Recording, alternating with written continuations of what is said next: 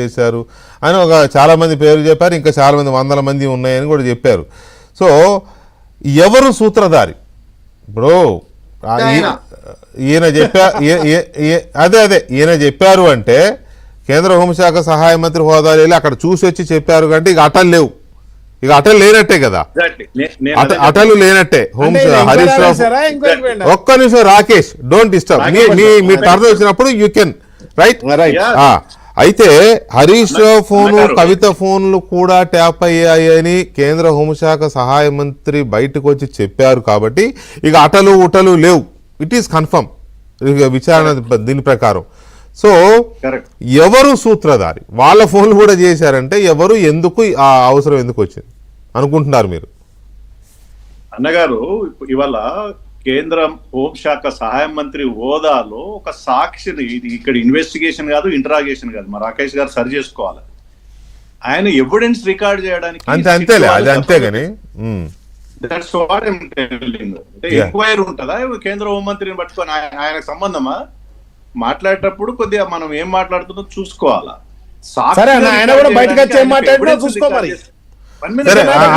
అనవసరమైన కాన్ఫరెంటేషన్ వెళ్ళకండి, టైం తక్కువలో మనం మంచి విషయం మాట్లాడాలి.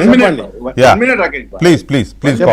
ఆయన కేంద్ర హోంశాఖ సహాయ మంత్రిగా, ఒక ఎంపీగా అప్పుడు జరిగినటువంటి విషయాలను తీసుకొని ఆయన ఎవిడెన్స్ రికార్డ్ చేయడానికి పిలిచారు.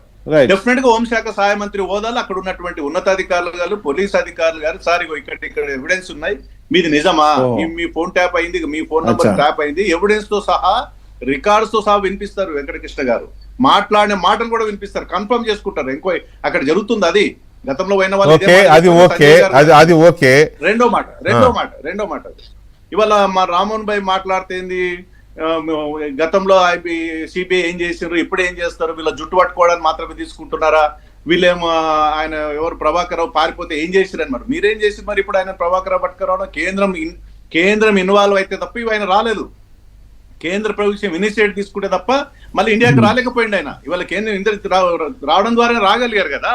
సరే ఐజీ పెట్టారా, రిటైర్డ్ ఆఫీసర్ పెట్టుకుంటారు రాష్ట్ర ముఖ్యమంత్రి ఒక డిస్క్రిషన్ పవర్ కింద. కేంద్రానికి ఏం సంబంధం ఉంటుంది? కేంద్రం వదిలేయండి సార్ ప్లీజ్ ప్లీజ్ ప్లీజ్. మీరు అనవసరమైన ఆల్రెడీ డిస్కషన్స్ అయిపోయిన వాటి గురించి మాట్లాడుకొని ప్రయోజనం లేదు. నా పాయింట్ స్ట్రైట్ గా వస్తున్నాను నేను. రామన్ భాయ్ సూడ్ అన్న, వెంకటకృష్ణ ఒకటే మాట, మీకు చేతన అవుతుందా లేదా ఎంక్వైరీకి? మీరు ఇన్వెస్టిగేషన్ మీరు చేతన అవుతా లేదా? ఎన్ని సంవత్సరాలు చేస్తారండి ఒక ఇన్వెస్టిగేషన్? ఎన్ని సంవత్సరాలు అయిందిలేండి, 100 సంవత్సరాలు జరుగుతున్న కేసు అంటారు. ఇది జరిగి అంత 15 నెలలు కూడా కాలేదు. కాదు విఠల్ గారు ఇదేదో కాదు ఒక్క మాట. విఠల్ గారు మీరు ఉద్యోగ సంఘాల నాయకుడిగా కూడా చేశారు. ఏసీబీ కేసులు లాంటివే నేను కాదంట్లా, నేను ఒక్క మాట దయచేసి నా మాట వినండి అన్న. ఏసీబీ కేసులు లాంటివే ఏళ్ల తరబడి చేస్తారు. వాడు రిటైర్ అయిపోయిన తర్వాత కూడా అట్లే ఉన్న ఫైల్స్ చాలా ఉన్నాయి అక్కడ, కట్టలు పట్టుకొని. ఇది అంతా 15 నెలలు కాలేదు, ఇంత పెద్దది అప్పుడే ఒక గవర్నమెంట్ హయాంలో జరిగిందని నిగుదల ఈజీ కాదు. ఎన్నేళ్ళు అయింది అంటే అంత ఈజీ కాదు కదా. అది కాదు విషయం, అది కాదు. ఇవాళ అప్పటి ముఖ్యమంత్రి గారి కుటుంబ సభ్యుల ఫోన్లే ట్యాప్ అయ్యాయని కేంద్ర హోంశాఖ సహాయ మంత్రి గారు చూసొచ్చి మరీ బయట చెప్పారు. కాబట్టి ఇక్కడ జరుగుతున్న చర్చలు ఏంటి అంటే చేయించింది ఎవరు అని, దాని మీద మీరు ఏదైనా చెప్పండి. ఈ గతం ప్లీజ్ ప్లీజ్ ప్లీజ్ ప్లీజ్. ఇప్పుడు సిట్ వాళ్ళు రకరకాల స్టేట్మెంట్స్ కోర్టులలో సబ్మిట్ చేస్తుంటారు. ఒక అక్యూజ్ని అరెస్ట్ చేసేటప్పుడు ఫస్ట్ ఇన్ఫర్మేషన్ కాబట్టి ఛార్జ్ షీట్ అనలేం కానీ అది ఎవిడెన్స్ రూపంలో ఛార్జ్ షీట్ ఫైనల్ చాలా టైం తీసుకుంటుంది. అక్కడ ఎవరెవరి ఆదేశాల మేరకు ఫోన్ ట్యాపింగ్ చేశారని అరెస్ట్ అయినటువంటి ఉన్నతాధికారులు చెప్పారు. ఉన్నతాధికారులు ఇప్పుడు రాజకీయ నాయకుల పేర్లు ఉన్నాయి, అది ముఖ్యమంత్రి గారు తెలుసు, కాంగ్రెస్ ప్రభుత్వం తెలుసు. ఎందుకు నోటీస్ ఇవ్వలేదు ఇప్పుడు రాజకీయ నాయకులకు? అప్పుడు ప్రభుత్వ ఉన్నతాధికారులు అత్యున్నతమైన స్థానంలో ఉన్న వ్యక్తులకి ముఖ్యమంత్రి మంత్రులా ఎందుకు ఇవ్వలేకపోయారు మీరు? ఇన్ని సంవత్సరాలు ఈ 15 నెలల్లో మీరు ఫెయిల్ అవుతున్నారు.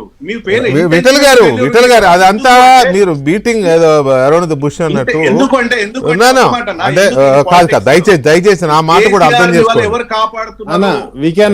విఠల్ గారు నా మాట కూడా అర్థం చేసుకోండి. My time is very limited. ఉన్నత నాయకులను ఎవరు కాపాడుతున్నారంటే కాంగ్రెస్ ప్రభుత్వమే కాపాడుతున్నది. మీరు ఆగండి వస్తాను. విఠల్ గారు చెప్పనివ్వండి. టిఆర్ఎస్ నాశనం అయితే బీజేపీ లేస్తుంది, మీరు ఉండాలి, థర్డ్ పొజిషన్ గా మీరు ఉండాలి, కాంగ్రెస్ ఉండాలి, టీఆర్ఎస్ నేను అడిగిన దానికి చెప్పలేదు మీరు, నేను అడిగిన దానికి చెప్పలేదు. కాదు చీకటి ఒప్పందంలో భాగంగా ఇవాళ చేస్తున్నారు మీరు. నో విఠల్ గారు, కాపాడుతుంది వల్ల రేవంత్ రెడ్డి గారే. సరే ఓకే కాపాడుతున్నాడేమో, కానీ రేవంత్ రెడ్డి గారే. నేను అడిగిన దానికి చెప్పాలా, మీరు అన్ని చెప్పారు, అడగంది మొత్తం చెప్పారు, అడిగిన దానికి మాత్రం చెప్పాలా. మీకు ఇంట్రెస్ట్ లేదా దాని మీద చెప్పడం? చెప్పండి. నేను అడిగింది ఒకటే క్వశ్చన్. హరీష్ రావు గారు ఫోను, కవిత గారు ఫోన్ చేశారని సంజయ్ గారు చెప్పినారు కదా, ఎవరు చేపిస్తారు వాళ్ళ ఫోన్? అటా లేదుగా, కన్ఫర్మ్ గా చెప్పారు కదా, అది నేను అడుగుతున్నా. అన్న మీరు సీనియర్ జర్నలిస్టు, హోంశాఖ కార్యదర్శి. అగో బ్రేకింగ్ వస్తుంది. బండి సంజయ్ గారికి కేటీఆర్ లీగల్ నోటీసులు, కింద బ్రేకింగ్ వస్తుంది. ఇవన్నీ అది ఓకే ఇవ్వని, నేను చెప్పేది ఏంటంటే దానికంత ఇంపార్టెంట్ ఉంది అని చెప్తున్నా. ఆ కుటుంబంలోనే కొందరు ఫోన్లు ట్యాప్ చేయించారని ఆయన అన్నాడు కాబట్టి ఈయన ఇప్పుడు లీగల్ నోటీసులు ఇచ్చారు. దాని మీద మాట్లాడమంటున్నా, మీరు చెప్తారా దాని మీద?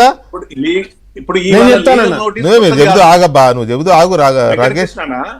వెంకటకృష్ణ లీగల్ నోటీసు బండి సంజయ్ గారికి ఇవాళ కొత్త కాదు, గతంలో కూడా కేటీఆర్ గారు నేను అనే పాయింట్ అది కాదండి, మీరు క్యాచ్ చేయట్లేదో మరి లేకపోతే కావాలని దాటేస్తున్నారో నాకు అర్థం కావట్లేదు. కానీ ఓకే వదిలేయండి. నేను అదే పాయింట్ చెప్తున్నా, మీ ప్రశ్నకి నేను సమాధానం చెప్తున్నా, దయచేసి వినండి. హోంశాఖ కార్యదర్శి పర్మిషన్ ఇస్తాడు ఫోన్ ట్యాపింగ్ కి. హోంశాఖ కార్యదర్శికి ఎవరు అనుమతిస్తారు? మీరు స్ట్రైట్ గా అడిగారు, మీకే గారు క్వశ్చన్, ఆయన ఆన్సర్ చెప్తలేడు. హోంమంత్రి లేదా ముఖ్యమంత్రి. వదిలేండి సార్. విఠల్ గారు నాకు అర్థమైంది, నాకు అర్థమైంది, ఏదో డెలికేట్ ఇది ఉన్నట్టుంది, ఏదో సెన్సిటివ్ గా ఉన్నట్టుంది. రైట్ రాకేష్ గారు, సంజయ్ గారు బయటకు వచ్చి డైరెక్ట్ గా హరీష్ రావు గారి ఫోను, కవిత గారి ఫోన్ కూడా ట్యాప్ అయింది అని చెప్పారు కదా. ఇది బహుశా దాని గురించే లీగల్ నోటీస్ ఇచ్చారు, నిర్లక్ష్యంగా మాట్లాడారు, చౌకబార్ ఆరోపణలు అదని ఆయన చెప్పారు నోటీసులో కేటీఆర్ గారు. కానీ ఆయన లోపల